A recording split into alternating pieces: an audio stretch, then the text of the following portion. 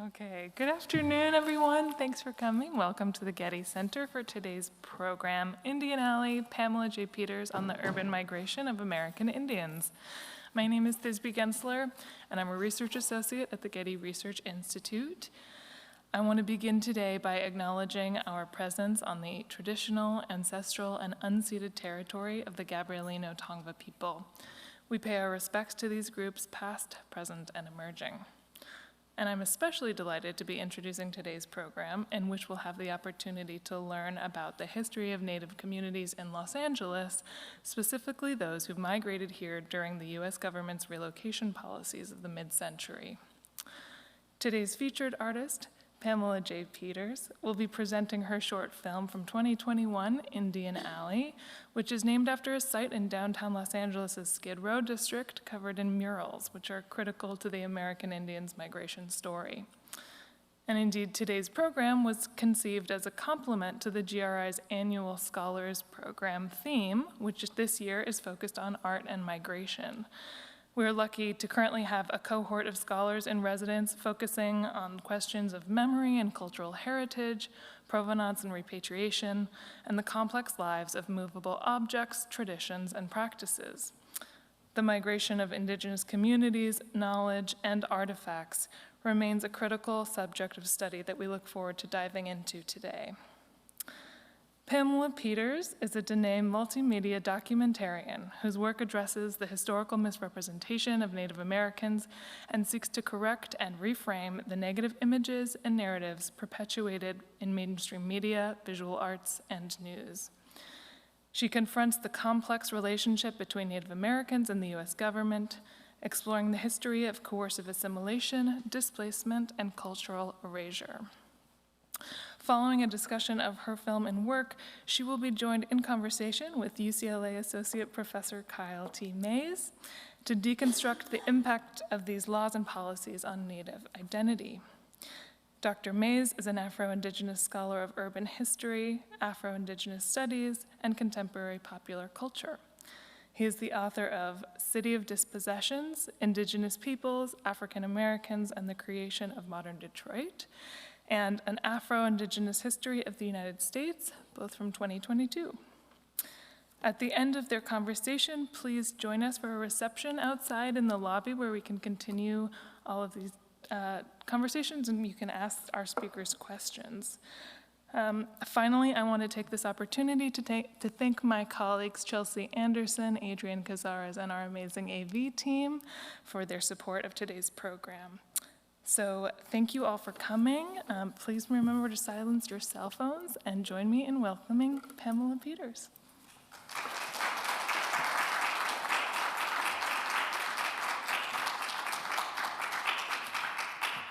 I want to thank the Getty and Thesba and everyone taking your time this afternoon to come and hear a little bit about my work and how it incorporates into the relationship we have with the United States government. I too want to acknowledge the Gabrielino Tongva, the relatives in San Fernando Valley, the Tatavian, and the coastal Chumash people who all live on the Los Angeles area as the traditional people know it as Tavangar, otherwise known as Los Angeles. I thoroughly understand that I'm a visitor here, as my homeland is the Navajo Nation. Knowing that, I pay my respects and kindly request our state representatives to help restore the land back to these tribes. It can be done by returning the U.S. national parks to the appropriate tribes. And I just really want to incorporate that and also just let people know that there's other ways we can do and expand into what we know as land acknowledgement. I'm going to introduce myself in my traditional language. Yat she Pamela Peters inchia, tkachin inislo, tlashti bashichin, tkohodlini dashiche aro kitlishtini dashinale, kwitago nizahishle. I recognize my plans as a way to show the importance of our kinship and relationships of our culture. I introduce myself and acknowledge my plans out as a way of respect and to recognize my ancestors. Speaking in my language is letting them know that I'm here, and it humbles me. To remember the sacrifice that were made for me and for all people that we're still here today. Oops. I forgot about that, I'm sorry.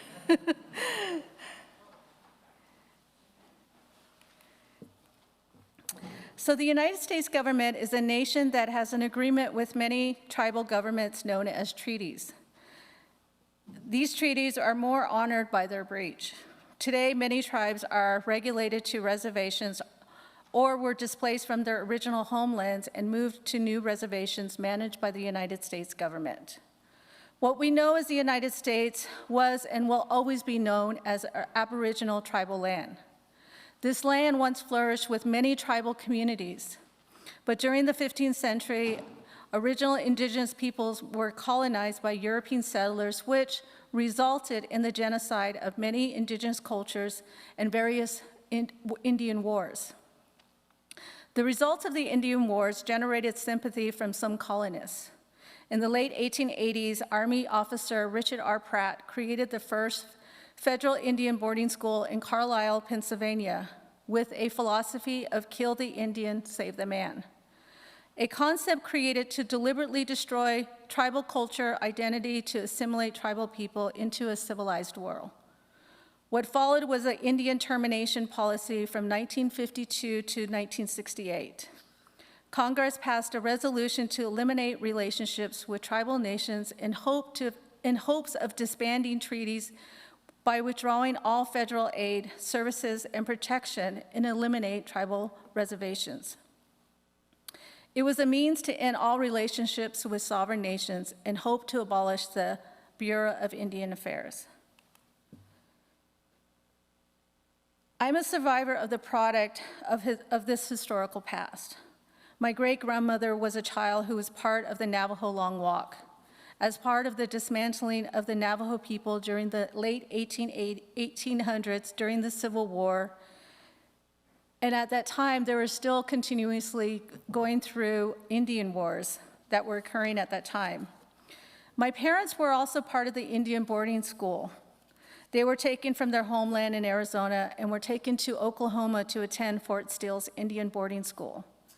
Then later, my mother and father were part of the 1956 Indian relocation program where they moved to Oakland, California. As a Navajo visual artist and storyteller, I feel it is critical to share the Native narratives from a Native perspective to correct these historical contemporary misrepresentation of American Indians. Not many people around the world today know that there are over 567 and more federally recognized tribes, and more than 100 Native tribes that are not federally recognized, but may be considered state recognized or in the process of being federally recognized today. In addition, there are over 140 different Native languages actively spoken today. It is noted in the film Real Injun, a documentary of natives in Hollywood by Cree filmmaker Neil Diamond, that Hollywood has filmed over 4,000 movies and that still continues to be made and done without the acknowledgement of what the real story and of the contemporary Native American is today. It is providing a misrepresentation of our identity with these Western films. I want to stress that my multimedia work is not done through a singular generic Indian narrative. I aim to work on the vast differences between tribal nations and the multi-voices that can be heard and visually seen through my photography, film, storytelling, poetry, and many more outlets. The projects I create are a tiny portion of the stories of who we are in society and US history. And this takes me to the work I'm currently doing. As a storyteller, photography, and producer, I illustrate narratives that provide a realistic story of American Indians' life, both on tribal reservations and within urban establishments. My creativity and narrative started with the realization that of all diverse stories and histories about contemporary Angelenos, virtually none has been really focused on American Indians living in Los Angeles today.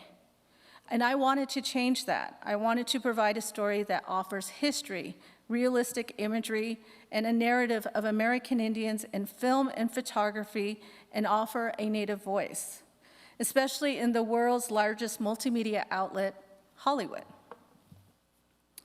And what I've been saying before, Hollywood has done a lot of damage of the image and history of who we are as Native Americans. My first multimedia project was inspired by a film I saw in 2007 called The Exiles, a film that was produced and released in 1961 by a USC filmmaker named Kent McKenzie. The film is considered an American neo-realistic film that showcases a truthful depiction of American Indians living in Los Angeles at a time when Hollywood cinema was generating stereotypes of American Indians in Western film genre. I love the Exile film because it gave a realistic portrayal of American Indians going through the U.S. Indian relocation program. But most importantly, I loved it because it provided a multi-dimensional representation of the characters I had never seen. It offered a glimpse also in the gentrification that was happening in downtown Los Angeles that we know as today as the historical core in downtown LA. This movie had a huge impact on me because it presented a realistic narrative of American Indians living in Los Angeles during the 1950s and 60s, one that I had never ever seen. The Exile was a unique type of filmmaking, a new American style of filmmaking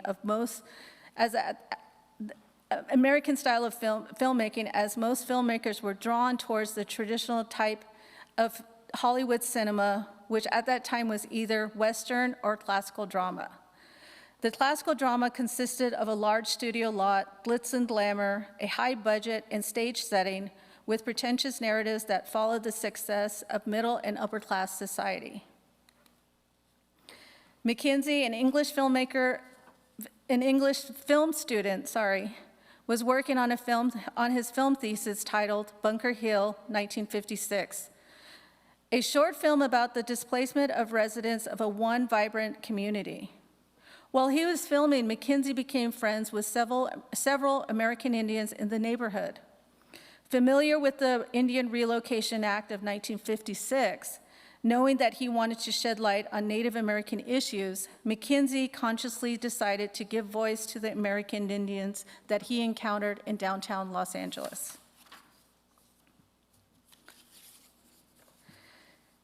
McKenzie, the filmmaker, was drawn to the art of New Wave cinema, also known as neorealism, a form of filmmaking that was generated by European filmmakers in the 1950s and 60s. This new form of filmmaking told non-fictional narratives, featured reenactments of actual events that took place within their communities. The actors were from the community. The storyline was about the community, and they were filmed on location, giving voice to the underrepresented. I'm going to show a clip of The Exiles.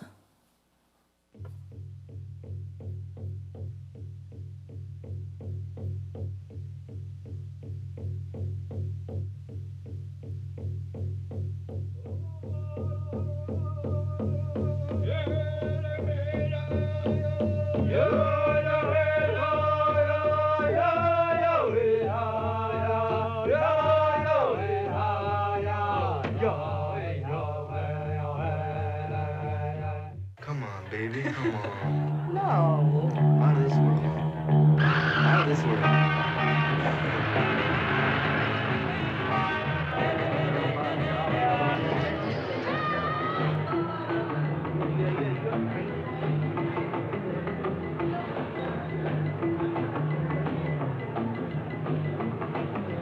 I want to cut your ear off, you know.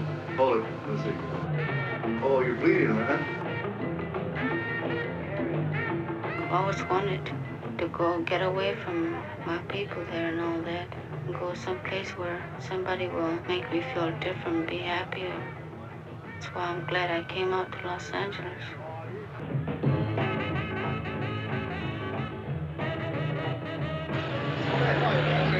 Indians like to get together where they won't be bothered, watched or nothing like that, and be turned loose. When to get out there and just be free,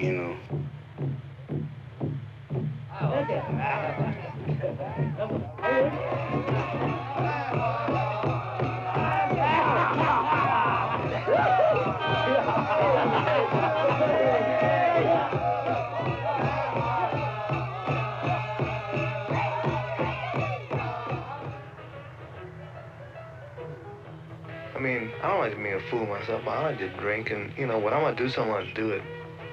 When I have booze, I'm not gonna sip on a drink. I like to drink and get high. That's the reason drinks are for.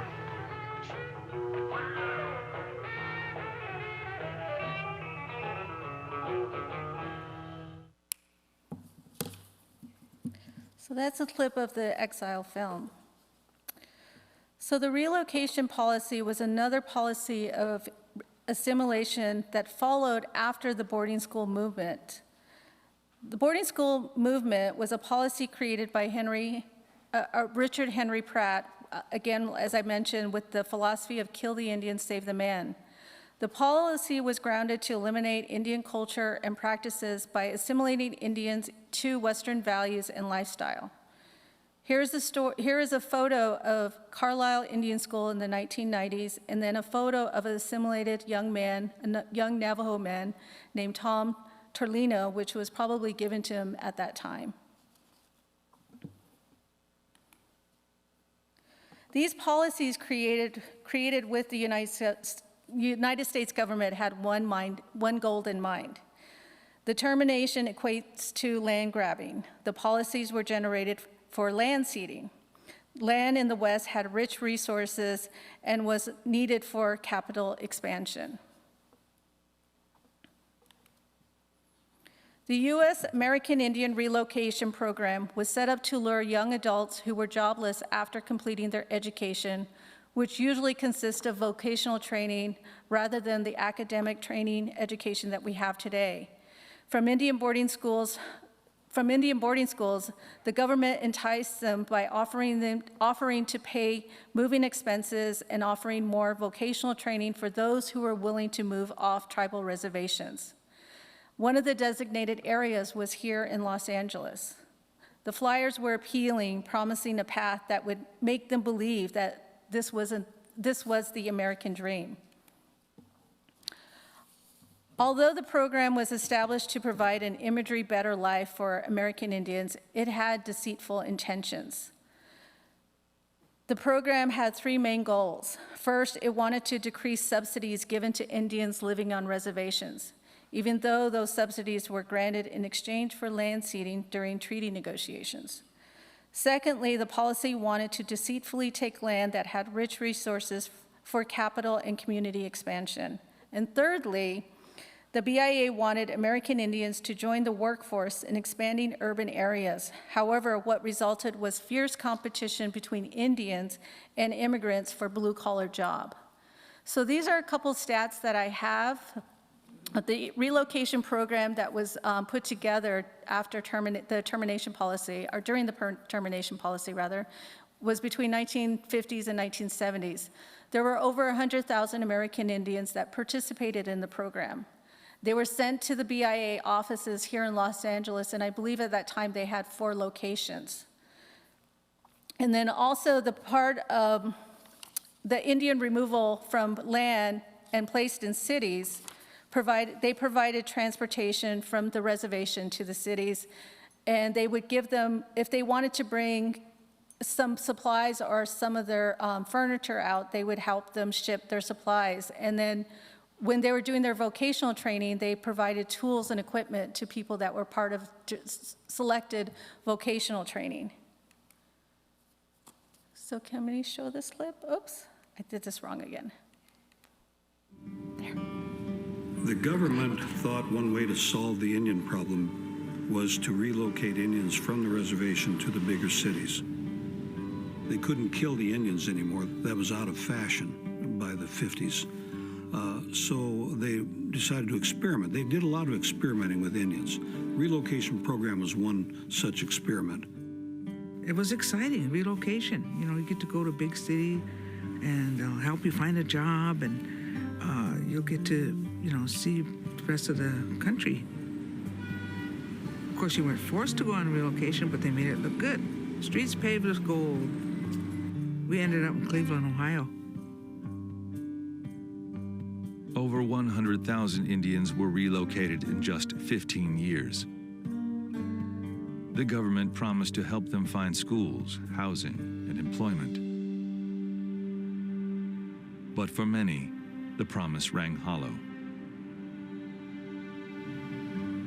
They put us in a real dumpy motel. And I was just sitting there thinking, I wonder what's going on at home. I could just see the rolling hills and the small town. They're all just moving and walking and going real fast, and nobody's stopping to look around. That's why we stayed in our apartments or stayed in our rooms. If you went and applied for a job, you better not tell them you're Indian. You better tell them you're French or you're some Italian or some other nationality. You wouldn't get the job.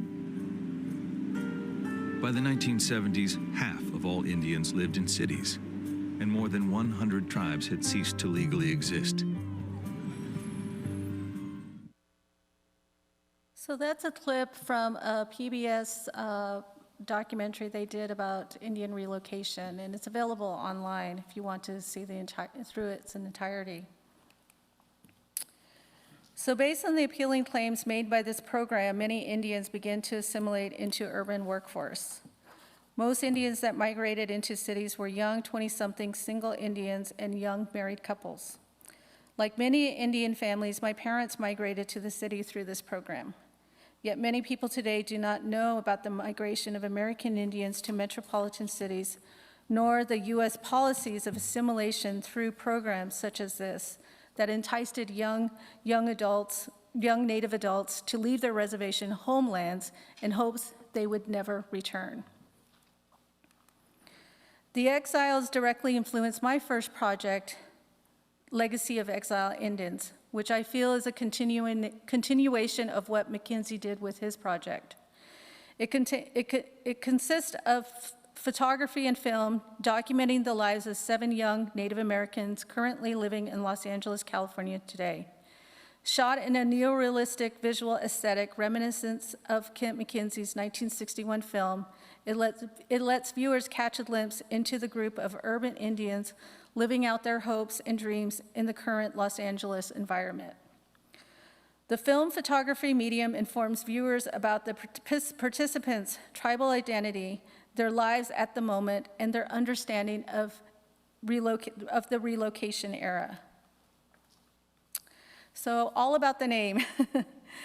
So I use American Indian in a lot of my, the legal aspect of people wanting to understand about American Indian. It's the legal identification, it's what's used in the treaties, and it's still continued to be used with the nation-to-nation understanding of our relationship with the United States government. Native American is a term that pretty much came out, I think, in the early 1990s as a way to ground ourselves to say we're native to this land. And then Indians is a native pop culture way of self-identifying ourselves. I saw this as a way of retaking and reclaiming the name that settler colonials had imposed on us, and now I use it to identify my work. And lately, I've seen a revitalization of a lot of young adults really going back to their traditional identity of who they are as tribal people. Like, for instance, I am Navajo, which is what the government defines me as, but I'm actually Diné, which is my tribal identity of who we are as people. So that's what I've seen, and I really love the fact that a lot of young kids nowadays are really going back and revitalizing their traditional terms of their community. So I'm going to show a quick clip of my project called The Legacy of Exile Indians. It's a short film that I created back in 2014.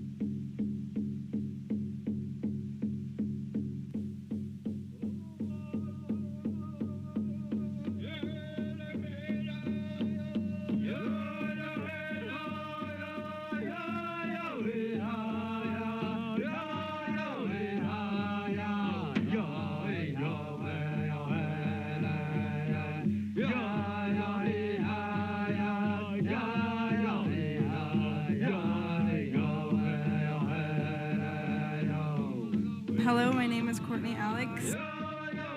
My name is Fairuz Tashreen Gladys DeCam, but everybody calls me Gladys for short. My name is Spencer Batiste.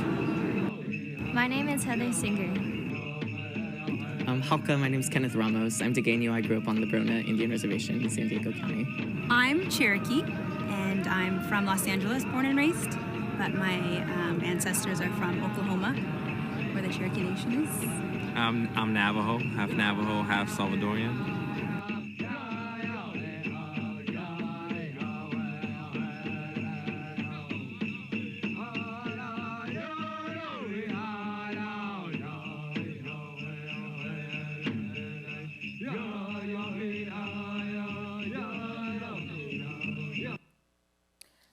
Sorry, it says coming soon, but that short film is actually available online if you want to see it through its entirety. It's a 14-minute short film.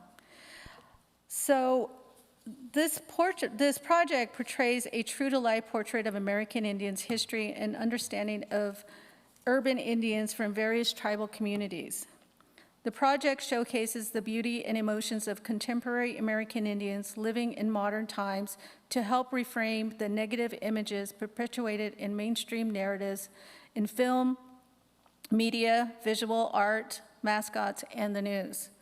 My mission from this and future project is to change the visual of how we see Indians as contemporary Indians. And more importantly, I want to give a Native American voice to my work. So these are three of the participants in my project. Heather Singer, she is Navajo. Spencer Batiste, he's Seminole and Choctaw. And then Faris Gladys DeCam, she's from the Oglala Lakota Nation. And here we have Courtney Alex, she's Navajo, she's Diné. And then we had a young couple that were part of the project. Vivian Garcia, she's Cherokee from the Cherokee Nation in Oklahoma. And then Tony Moran, he is Navajo and Salvadorian. And I really wanted to stress the importance of local Southern California tribes, and so I really seeked out to incorporate also a local tribal member. They were also part of the relocation that happened. And Kenneth Ray Ramos, he's from the Borona Bands of Mission Indians. So in my work, I want people to rethink what the terms like Indian, tribal, and Native American means. I want viewers to analyze my images' psychological and historical structure critically, and to know that we are part of the fabric of Los Angeles. I chose the transition of American Indians relocating to urban environments to give a social and historical understanding of the federal relocation program and provide a beginning story of American Indians' transition to metropolitan cities from the late 1950s. Images of American Indians are still grossly shown as caricatures and stereotypes in film, television, and photography. I really do want to change that with the work that I continue to do. The participants in my project pay homage to their attire while bringing a nostalgic feel to a city undergoing, again, gentrification. I use black and white photography to foreground the nostalgic history of American Indians that are rarely viewed. My images incorporate an Edward Curtis style of structure and history. They represent a reversal counter image to the negative and dated appearances of American Indians to the public psyche. My participants inhabit both history and culture from the past to the future. I want my images to evoke both historical and contemporary sensibility, showing the reality of the vibrant, passionate, smiling Indians living in the urban world of yesteryears to today. These are not stereotypical images. Instead, the photographs depict in a realistic mode the multiple affiliations and interconnections of tribal people have even in a city like Los Angeles. I took these photos at local historical sites in downtown Los Angeles, which is currently undergoing, as I mentioned, gentrification. Some of these areas that I was able to capture in my photos are no longer there. I think it's amazing of how Los Angeles continues to change over and over again. But I feel fortunate enough that I was able to capture what I wanted to share that mirrored into what Kent McKenzie did with downtown Los Angeles. So here's a photo to showcase Broadway and downtown Los Angeles, and then Bunker Hill and Indian Alley, which actually they both connect with my work, and you will see that later. To summarize, the goal of my project was to create a similar neorealistic portrait of what Kent McKenzie captured in The Exiles. I want people to understand American Indians without the cliched buckskin and vision of the dying Indian that many people are still familiar with today. More importantly, I want to educate others about how American Indians came to Los Angeles and tell a realistic story about modern Indians' transition to urban environment. Reports of other cultures from the Asian, African American, Jewish, Middle East, and even the Mexican American stories have been told about the migration. Yet, not many people know about the migration of American Indians today. In continuation with urban native stories of Los Angeles, I want to share about a location in downtown downtown Los Angeles that many folks are not aware of. When the Indian relocation program depleted its funding in the early 1970s, they had vocational programs that they created called JTPL, the Job Training Partnership Act, where they encouraged young adults to move to larger cities and participate in the vocational programs. My aunt and her husband were part of that project. They lived in Hollywood in 1978. My aunt shared with me about her young life of living in the next phase of relocation of Indians coming to Los Angeles. So this is a site in downtown Los Angeles. It was the building on the left side. Is that your left side? Yeah. It's a building called UAII, United American Indian Involvement. And it was a center that supported health and supportive services to Los Angeles Native Americans. This was actually created by two women at that time. And it was initially focused as a recovery service for those addicted to drugs and alcohol. During that time, Los Angeles was estimated to have the largest Native American population, anywhere from 4,000 to 100,000, with over 100 representing tribes in LA County. In addition to its office, the organization facility included dormitories that became residents for some of the displaced Indians.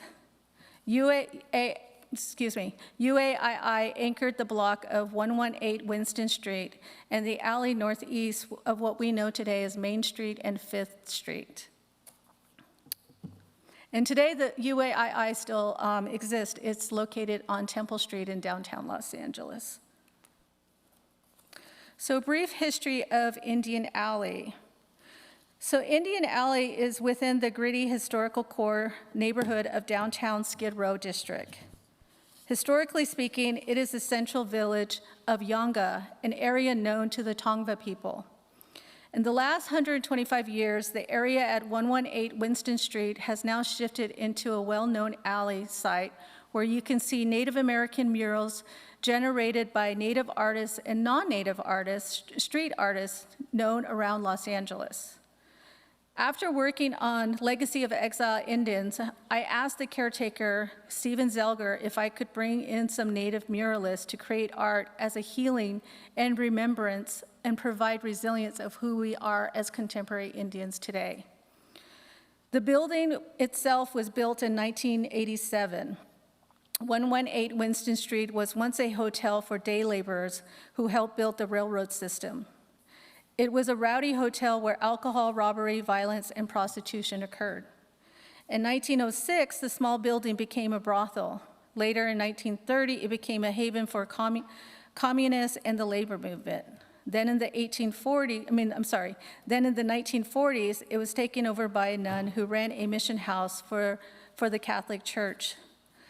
The building was partly condemned, but a movement to demolish it was averted. In 1974, Bebe Cooper, who is Lakota, and Maria Zuko, who is Paiute, wanted to serve the most important impoverished community who lacked resources and access to services, and they created the United American Indian Involvement. Today, the alley is known with Native American murals that you will see in the short film that I will show later. So in the late 60s and early 1970s, the funding for urban Indian relocation, as I mentioned, was exhausted. So many of the natives at that time, they moved away from Bunker Hill because Bunker Hill was now being built as a business district. So a lot of these natives moved down into the seating district of Skid Row, resulting in many homeless natives eventually becoming addicts to drugs and alcohol. And because of the kindness of Bebe and Marina, they were able to help them at that time. So today, there's a lot of different Indian centers. I formerly worked at the Southern California Indian Center, which only has one location today, which is in Orange County.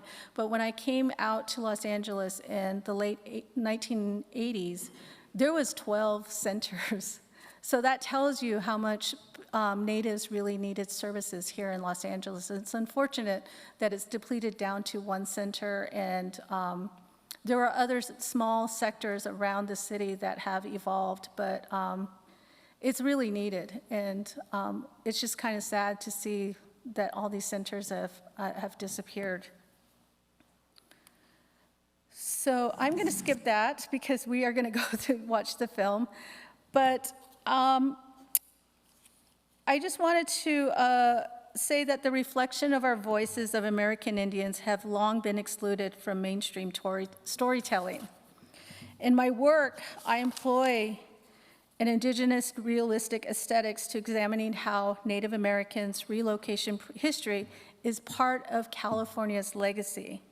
It demonstrates the strong ties American Indians proudly maintain to their tribal communities and their identities, and at the same time thrive in a large city like Los Angeles.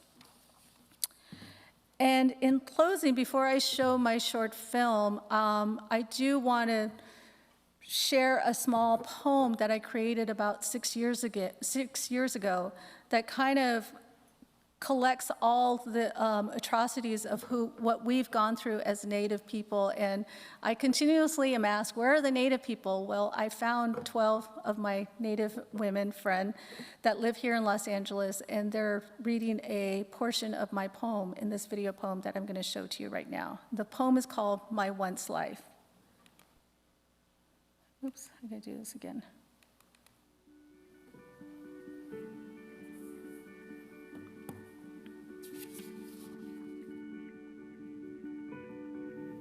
I once lived freely in a time where no law and order was in command. I once lived before a trail of broken treaties was ever muttered a strand. I once lived on land where the word partition was never understood.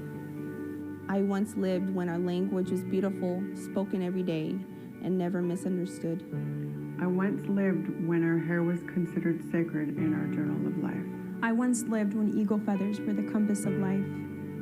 I once lived when water was free, sacred, and a gift of life. I once lived with my people in a dwelling that was simple. I once lived without judgment of my brown skin because it was my temple. I once lived with family, cousins, and friends and understood unity. I once lived when relocation was not meant to forget who we are as a community. I once lived before boarding schools punished us for who we are with the philosophy of kill the Indian, save the man. I once lived when alcohol was not in our veins, a bottle or a beer can. I once lived without the term redskin used as a delusional way of honoring. I once lived before sterilization was an act of taking lives, leaving spirits wandering. I once lived before USDA approved diabetes was feeding our bodies. I once lived without IHS replacing our ceremonial medicine with antibodies. I once lived before white crosses plunged into our souls and our homelands like scorching knives. I once lived before forts and Fort Sumner corralled us like animal archives. I once lived without cowboys and Indians, where the cowboys played the superhero. I once lived when Indian warriors were known as our true brave hero. I once lived before Hollywood used our native homelands like concession stands. I once lived when blood quantum was not known to drain our identity. I once lived before white settlers believed in the myth of manifest destiny. I once lived without reservation suicides taking young, beautiful spirits, believing it was their fault. I once lived when our land was not tortured, raped, bleeding, and crying, and silenced with asphalt. I once lived where our tradition was our religion. Today I live with pride. Today I live with pride. Today I live with pride. Today I live with pride. Today I live with pride. Today I live with pride. As a Dakota Indian woman. Lummi Indian woman. Diné and Northern Paiute woman. Dakota woman. Navajo woman. Arapaho woman. Paiute woman. Cherokee woman. The Shoshone woman. Navajo woman. Washoe woman. Lakota woman. I live and exist today. I live and exist today. I live and exist today. I live and exist today. I live and exist today. I live and exist today. Because I remembered how I once lived.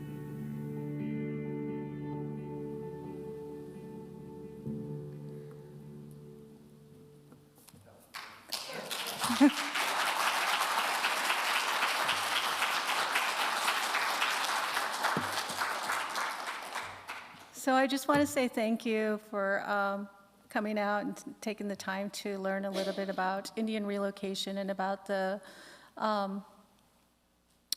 brief history that I shared about what we've gone through and we still continue to go through. And Kyle and I will get in depth with a little bit of what I went over. And now enjoy the film. Thank you.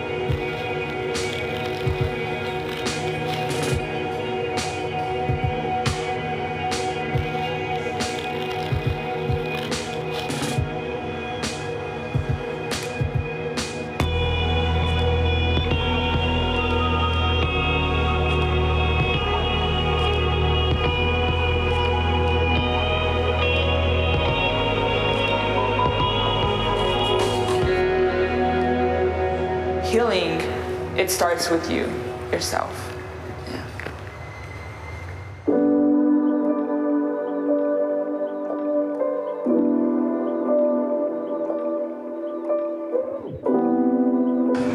Pretty involved in the street art scene in Los Angeles and producing murals and different work, and I've been, the last few years, asking different artists and friends to come in and do pieces in the alley that have to do with the history of the building and the space, the neighborhood, particularly the native aspect.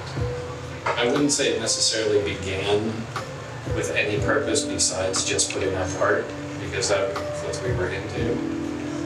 People don't know, I mean, it's located in Skid Row. It's a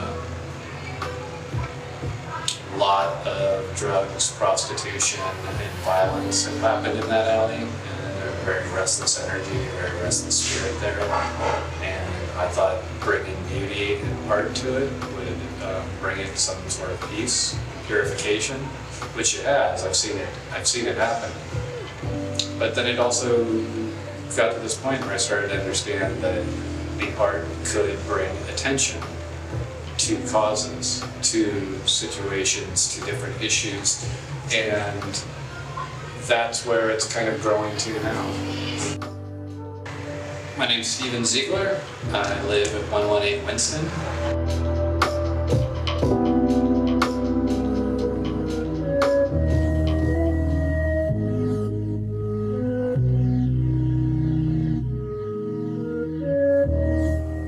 I'm connected to this alley now because of the mural, but what got me here was Shepard. And Shepard had been contacted, I think, by Steven, who hosts the alley, right? So I work with an organization called Honor the Treaties, and that is loosely connected with Shepard and his Obey campaign. He has been a collaborator in the project, and he's on our board. So he reached out to me and asked me if I wanted to work side by side with him on a piece. And of course, I said, yeah. You know, when stars align like that, it's a no-brainer what you should do. Or anytime anybody asks me to paint, it's always a blessing. So I created the painting, or the idea, based off of social media and my experience with it. There was a lot of people putting up keep calm and carry on adverts or subverts, such as keep calm and eat green chili was a big one in New Mexico. Before anybody jumped on this one, I wanted to do my keep calm unique subvert, and I thought decolonize was a perfect match because it's totally in opposition of what keep calm and carry on, the original quote, means. It's more of an imperialistic type of sentiment, and it's oppressive in a way, rather than in relation to Obey and what Shepard does. It's keep calm and just keep going about working and being middle class and being part of the proletariat, and let us rulers rule. And in juxtaposition, keep calm and decolonize is the antithetical thing. It's the disobey, it's unlearn, it's uncondition yourself from what you've experienced in a colonized society.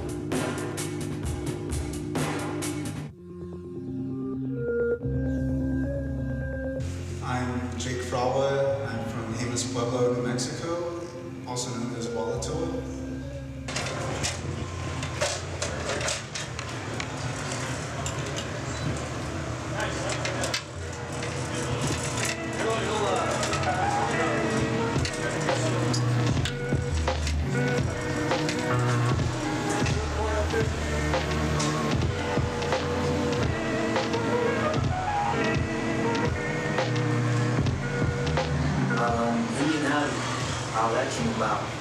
Pamela J, basically, I was invited to come and be part of it by doing a live painting of it, and then that's how it just became more like a personal issue to me. But now it represents not just indigenous people from down south, but more people from up north as well. The piece that's in the alley is of Tunicus, which is who is actually a Crow warrior from Montana, and it's one of our iconic images, and Pamela recommended that we use that image, which I think fit perfectly because the look on his face is not ferocious or stoic like we're known to recognize as being, right? But more of a peaceful smirk on his face, which I think was very meaningful. I think that image itself was very powerful, and his name as well is very powerful. His name is also said to have meant that he is a person who has brought about great deeds. And that's an important thing as well. My name is Logan, and I am a Maya and Alma ancestry.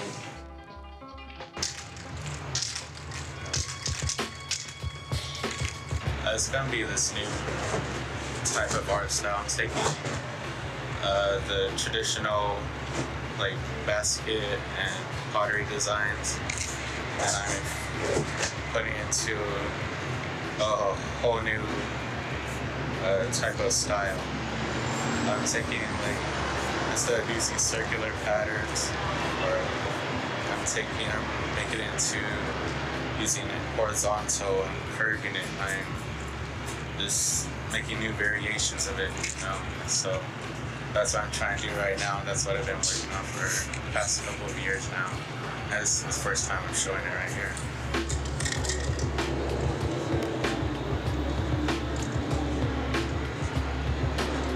Christian Pablo Armstrong from Sackatoon, Arizona.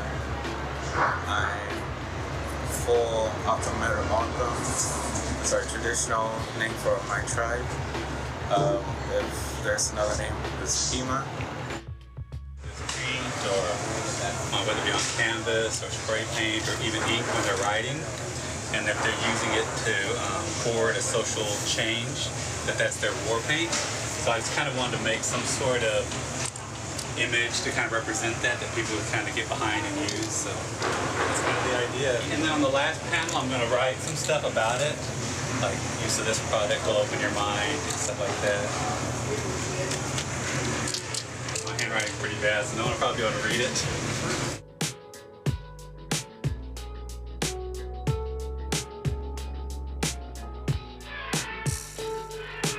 I'm a writer, a filmmaker, and an artist. And one of my earlier works, Pamela Peters, was my producer. She also knew I was an artist, and she suggested it, and she was the one that actually facilitated me being able to put a piece here. It's called war paint, and basically I wanted to try to come up with a way that anyone that uses art, whether it be, or ink or paint, whether it's for painting, writing, whatever they use paint for, or a form of paint, that was their war paint if they were using it for a social cause. So the idea that if you do any sort of social cause, whether it be stencil work, painting, graffiti, that is your war paint. So I put it on a piece of, on a spray can, and eventually I'll change that. I'll do one on an inkwell, on a pen, so a typewriter. You know, I'm really honored to be able to paint in this alley, Indian Alley. It's an iconic alley. So this is probably one of the most exciting things I've ever done, actually. And I'm really proud of it. And to know that my piece will be here for years to come is really gives me a cool feeling.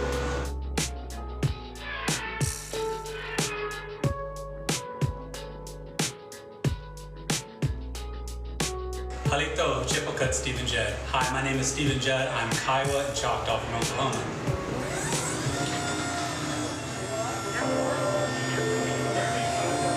I think my whole envision has always been my culture, my ancestors, the beauty within them, and the hardships that they've been through. As far as imagery, I'm going to be doing the 4 generations of the female. I'll be doing the purity of a young baby in a cradle board, and the changing woman, which we have at the Apache sunrise dance, you know, the ceremony of a woman becoming puberty, the changing woman.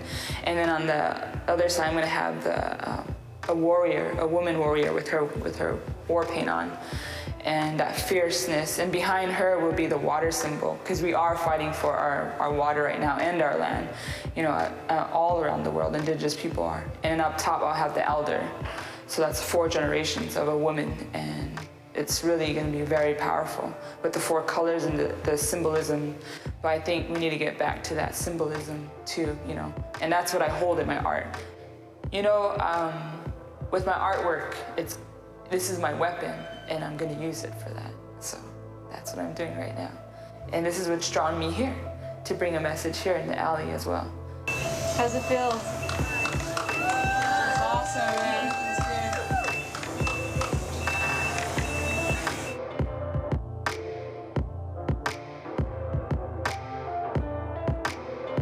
Yatse Dagode, I'm Carrie Sage Curley, and I am Diné, and I'm Apache.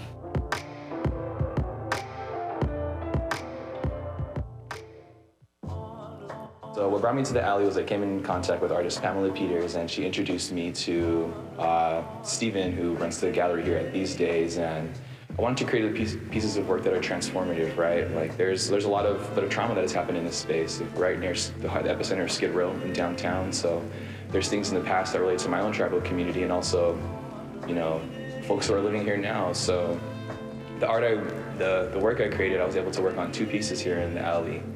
and they both really center around Tongva experience. I painted a map of LA using our traditional village sites so people become familiar with the landscape around them. We know the cities like Pasadena, LA, Glendale, whatever it may so be, but very few people know what the original village sites were. So I wanted to open that and create a narrative that was different, you know, and expose people to their surroundings around them and really understand who we are, where we come from, and the land that you stand on now. And I also wanted to, as a part of the piece, I put tobacco ties as, you know, tobacco is a part of our traditional medicine, and really trying to, like I said, change this space, like bring good energy here, because a lot of bad things have happened, but also see it as a glimmer of hope, you know. Meha, Meyawin, River Takwi Garza. Hello, my name is River Takwi Garza. I'm a member of the Tongva Nation and also a part of the Tiat Society. There's several different purposes. I wouldn't say it necessarily began with any purpose besides just putting up art, because that's what we were into. It started with wildlife, who's a really good friend of mine, Free Humanity, Sketchy, Teacher, Bandit, Nemo from Berlin, Jake Fragwell, Shepherd Ferry, Random Act. There might be a couple others that I'm spacing on. In mural work and in street work, I love the fact that it can convey these histories. And through that, going up on walls, then other people learn about it. So where I'm seeing the alley going is trying to bring in as many people that are working towards a positive cause and changing things in a positive way, using art. And if the alley can help with that and help amplify the voice, then that's where I want to see it.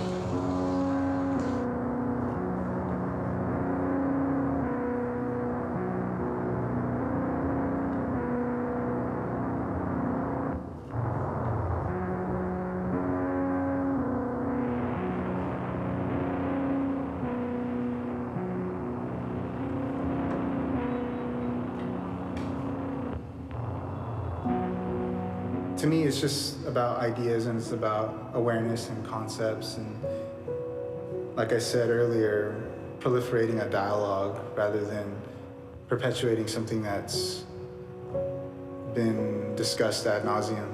And I think this is something that a lot of Native people need to look at, and not only just look at it, but see how that relates to them internally or personally, and what it means to be indigenous. And I think for me, I was automatically labeled as a radical or a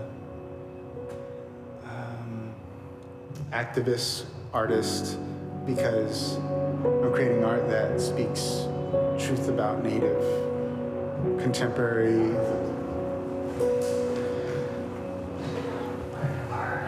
You know, it's interesting. As an artist, I've gone to different places, and we've had art exhibits, prints and images and stuff like that. And I didn't really see myself as an LA artist, but there's people that have seen my art, and they tell me off the top, "Wow, your art represents LA." I can't really define what that style might be, but it probably comes with the mannerism and the attitude as well.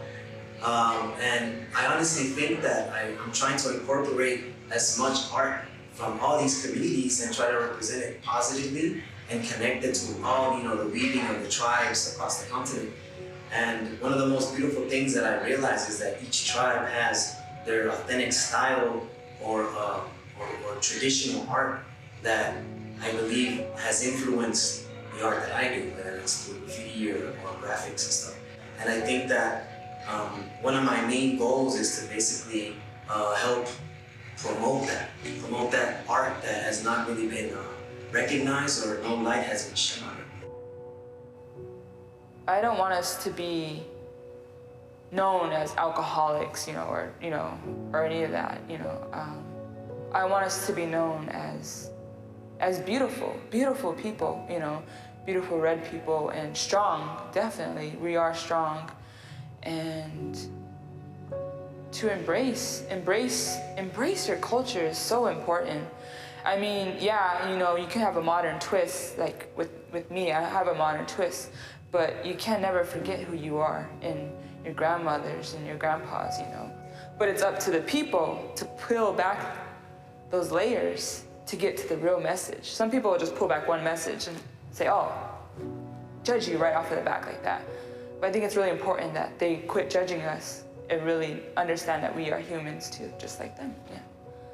I believe it was during the Indian Relocation Act, a lot of natives came to LA. And I think right now with what I believe and some other people, there's a renaissance with Indian people in the arts and being able to take control of our own images that you see. And where I like to do mine is popular culture, writing, television, and artwork. I think it's really important and also really cool that Indian people are able to make their own images here for, you know, you'll have people come to this alley, tourists, they give tours, so people actually see these images that wasn't someone else's idea of what an Indian person might like or dig. It was actually what an Indian person did do, and I think that's really important, and I give kudos to the people who put this project together. The thing is, Indians were such a small population that when people write about Indian people that are non-native, they might not even know an Indian person, so they're actually, it's not that they have bad, it's just they have bad source information because they're basing their information on what they saw before them, that person before them who probably never met an Indian person. So now, by us giving them a source information, if they do want to do something, hey, let's do something about an Indian guy. Well, you know, there's all kinds of Indian art down the alley. Oh, this is modern stuff that they're doing here. So I think it just helps, I think, educate people is the main thing.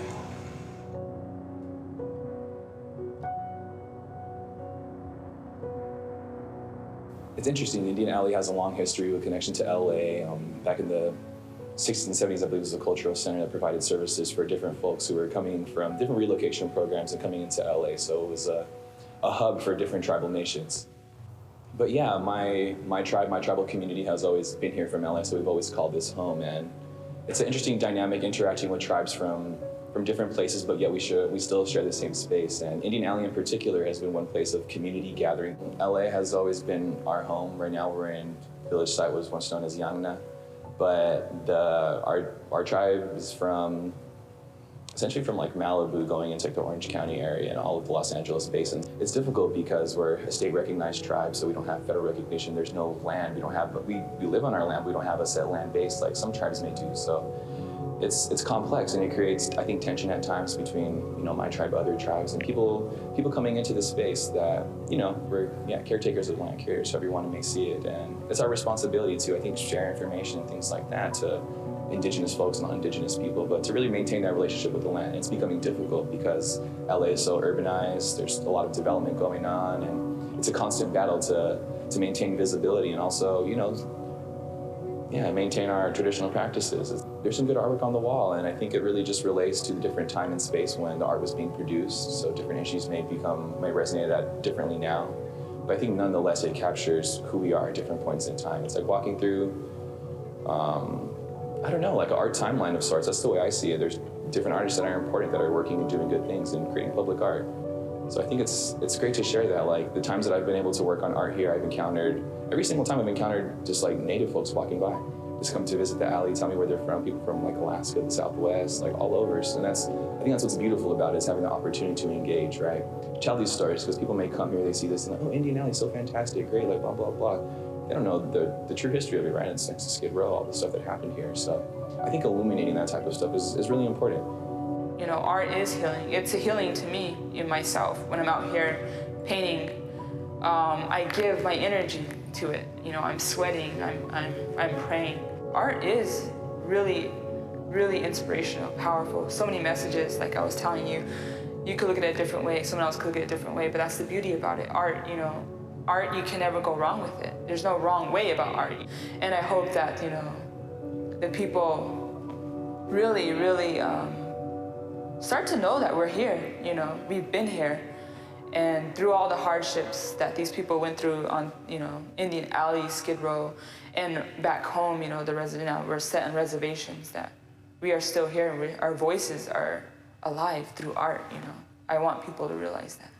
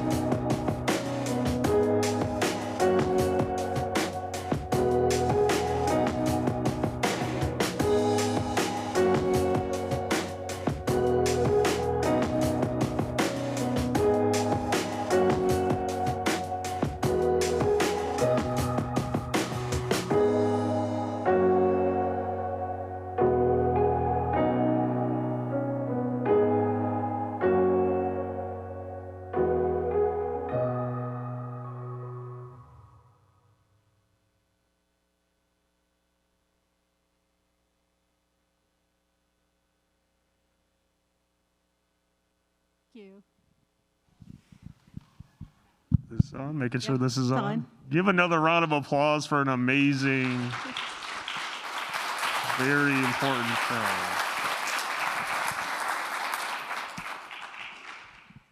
So I have a series of questions on my iPhone, which is one of the most millennial things ever. So to begin with, Pamela, and thank you again for producing this very important documentary. And just reminding everyone, what was your inspiration for creating this particular documentary? I think when I started this project, it actually, first of all, I knew of United American Indian involvement. I would go to the center when I first moved out here. I moved to Los Angeles in 1988 or 89. And there was a time in the early 1990s, I lived in my car.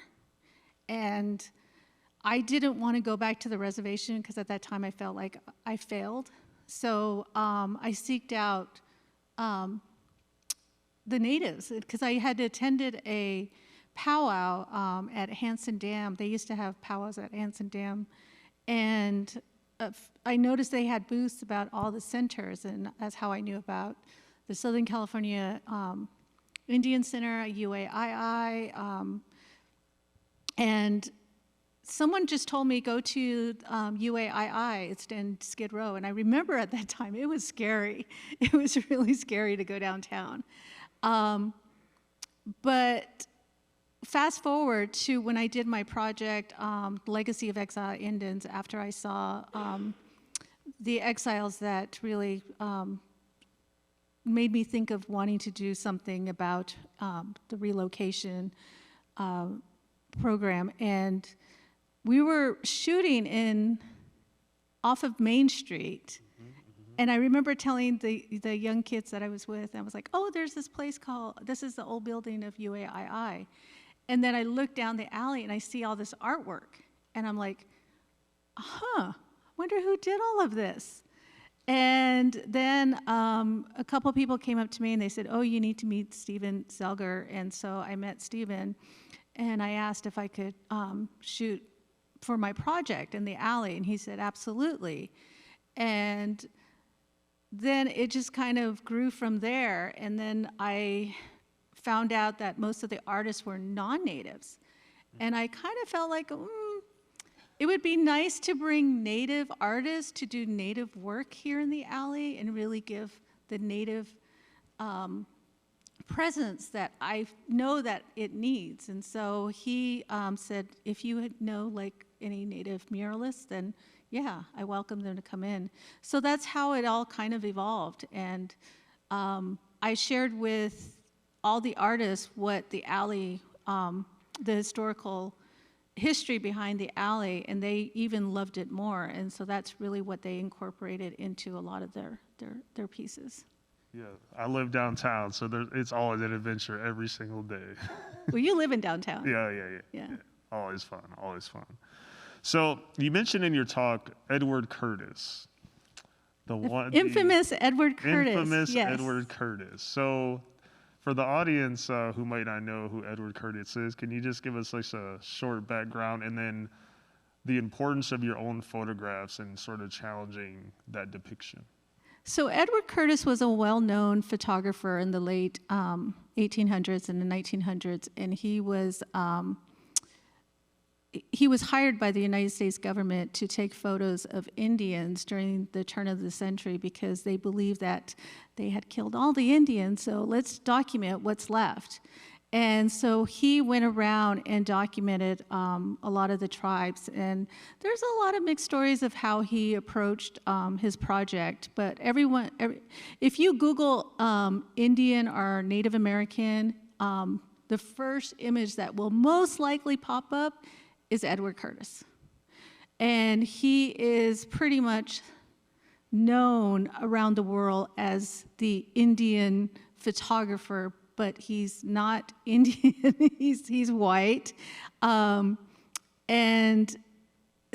there's been stories that he had asked a lot of the natives that had already assimilated into Western culture, and he would tell them, well, I need you to dress in this attire because it's a story I'm telling. And so some of the images he has have been staged. And I learned that through doing some research about him.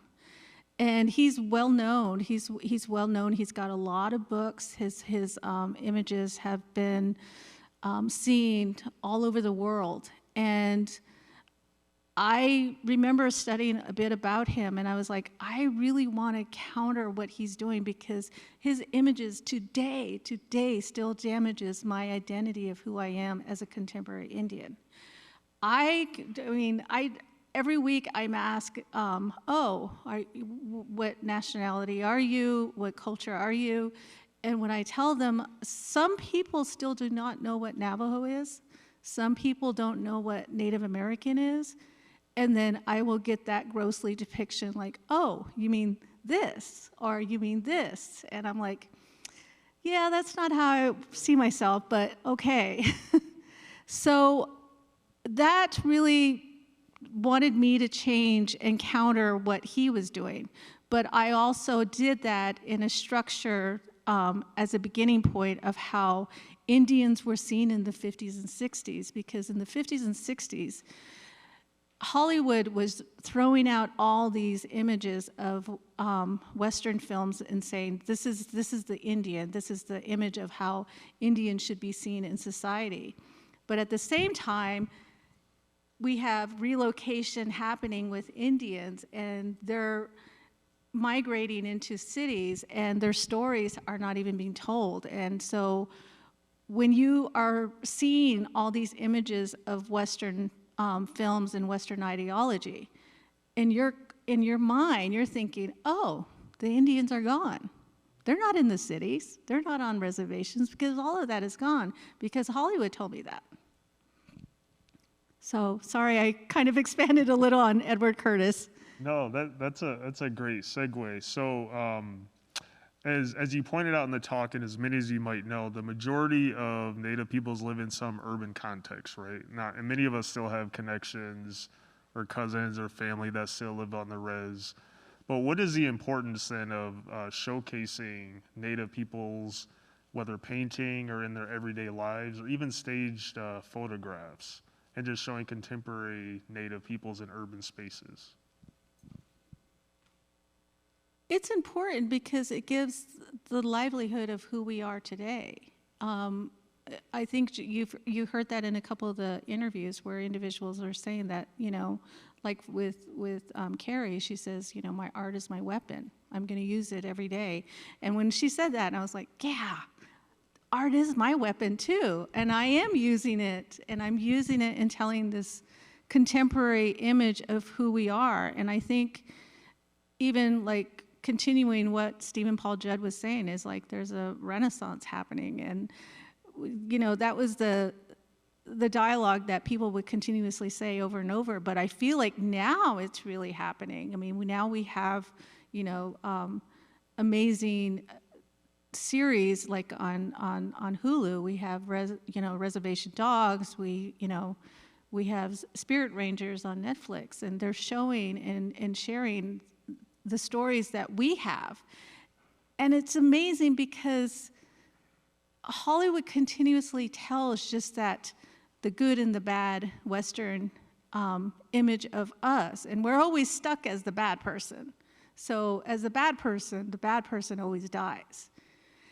So it's hard for me to see that and want to counter that, even if I do it on a small scale with all the work that I'm doing with my multimedia work. But I will continue to do that, and I will carry on what Cece says, is that art is my weapon. So.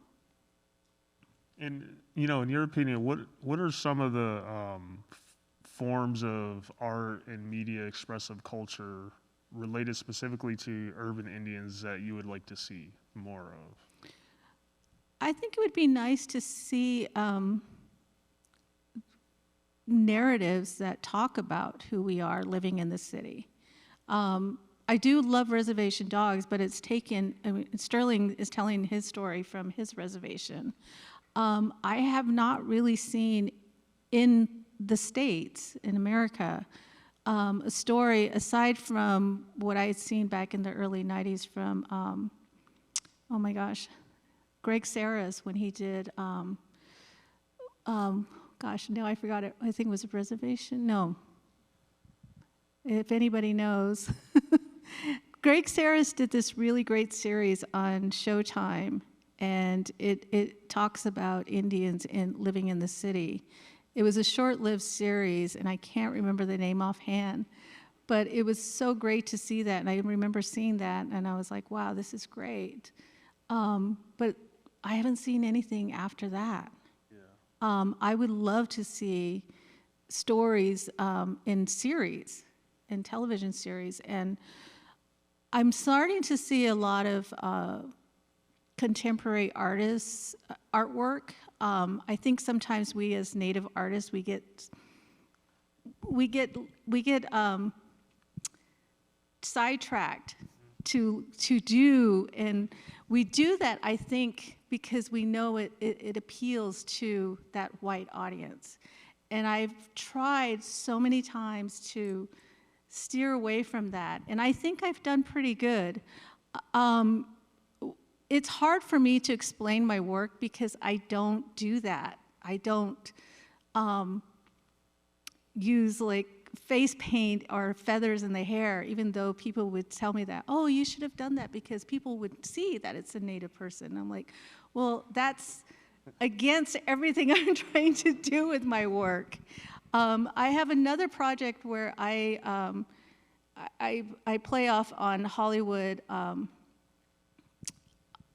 portraits, and I took these beautiful portraits, and it was the same thing.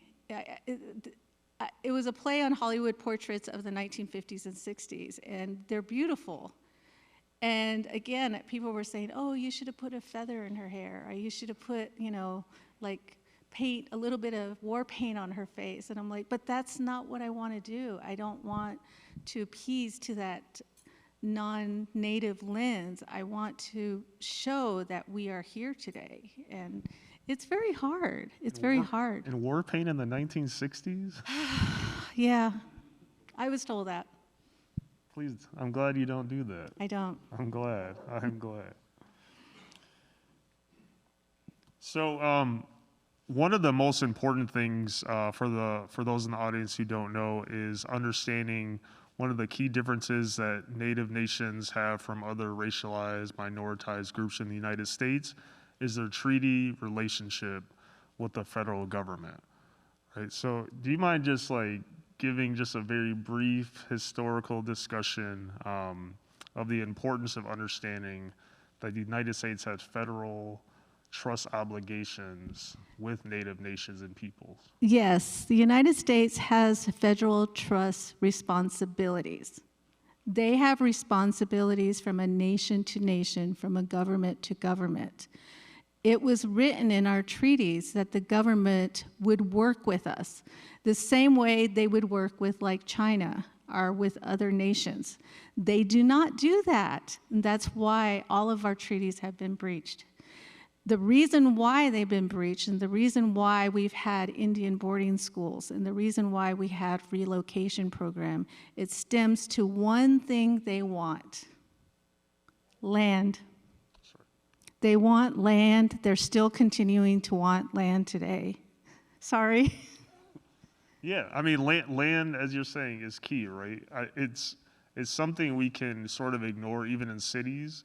And let's not forget, Native peoples had lived here before this became a modern particular place called Los Angeles, as you pointed out numerous times, other cities around the country. And many Native nations had concepts of cities prior to European colonization as well, right? So it's an important thing to remember.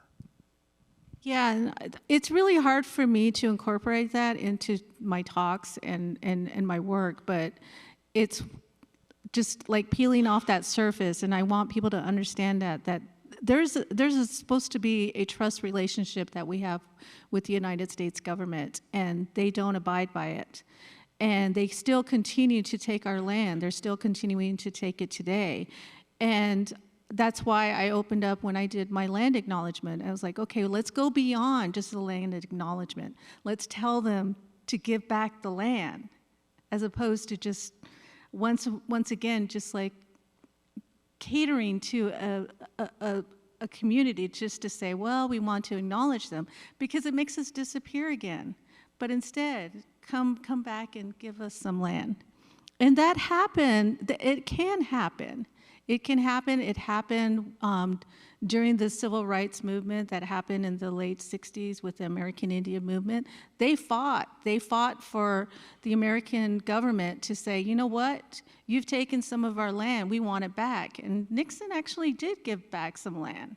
And he's like, you're right. We'll give all these national parks back to these various different tribes. And they stopped with the programs of relocating Indians, and they started closing a lot of the Indian boarding schools. And they said, you know what, you're right, you guys can take care of yourselves.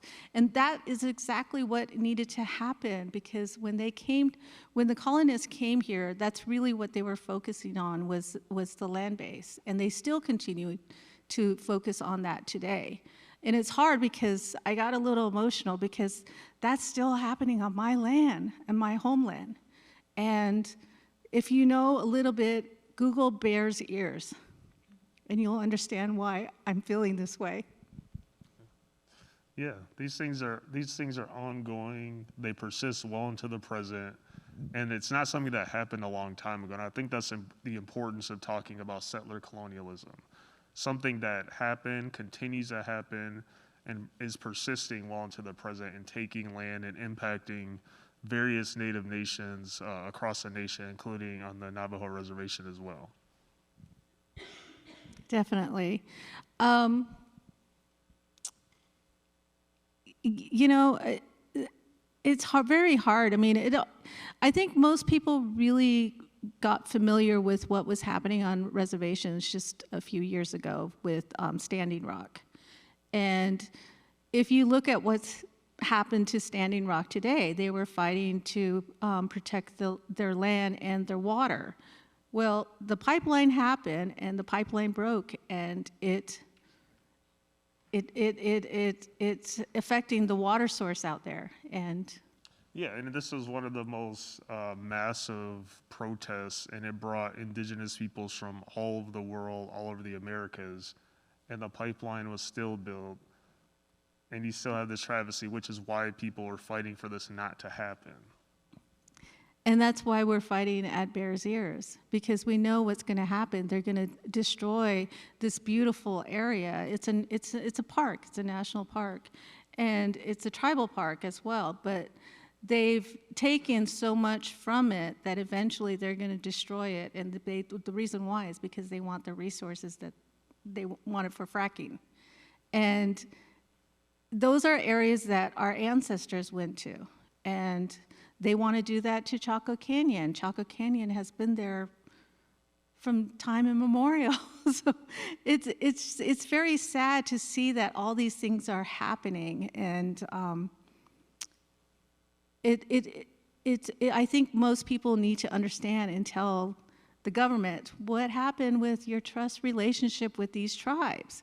Why are you not, living up to your part of the bargain? They gave you guys land, but now you want to take more and more, and now you're forcing all these policies and programs, and it's a part of assimilation, and it's very sad to think about it. And it's a straight up violation of international law with the United Nations Declaration of the Rights of Indigenous Peoples, which the United States did not initially support, by the way. They got on board a little bit later. They've been, I think, 3 other nations.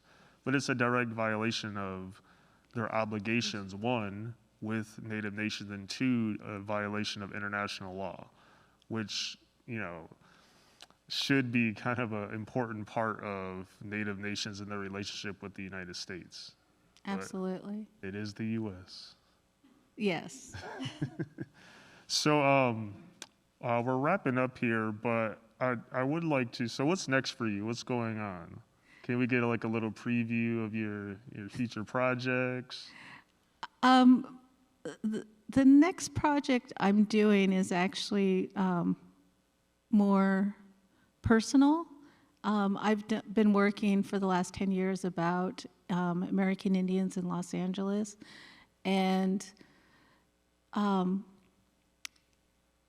during COVID, being away from my family and not able to have the time to go home because my reservation was highly affected during COVID, and our reservation was closed, and our president at that time really enforced and protected the people, our community, and so I didn't go home that often. And I lost a lot of friends, and I lost my father. And I realized I lost a connection to him and my family on my father's side. So my next project is very personal. It's called Traces of My Homeland. And I'm going back and I'm capturing stories and talking about the areas of where my family lives on both my father and my mother's side. And I am going down to Fort Sumner, which I've never been to, which is part of the stories that my grandmother told me about I guess her mother, when she was part of the long walk from Fort Sumner. And I've always wanted to go, but I just never found the time, and I'm finding the time next month. So my personal project is about capturing these stories from my family, and also capturing the land of where my family is from, and share it with people. And so when it comes to fruition, people can understand the importance of what land means to us as cultural people, as tribal people. Well, thank you. I just want to say, Chimigwicha, thank you very much for sharing the film, your personal story, what's next for you, and your contributions to what I like to call Indigenous modernity today. So thank you. And can we get one more round of applause? Thank you.